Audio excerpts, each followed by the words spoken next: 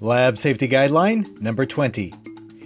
Develop plans and conduct drills for dealing with emergencies. What are some possible emergencies? Let's start with fire, explosion, poisoning, and chemical spills. And we better add in medical situations, electric shock, and weather emergencies.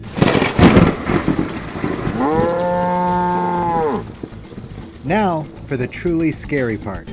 When school teachers in our safety courses are questioned about whether they have a written emergency plan, only about 5% say yes. Many companies are not much better. To prepare for an emergency, you need two things: a plan and practice. Before an emergency happens, think through how you should respond. Document your plan. Then, practice physically responding to an emergency in the proper way. Here's a suggestion. Make some cards printed with common lab emergency scenarios. Then periodically drop a card on someone in your lab and have them act out how they would respond to the emergency. You can get a pre-printed set of cards with common lab emergencies at labsafety.org.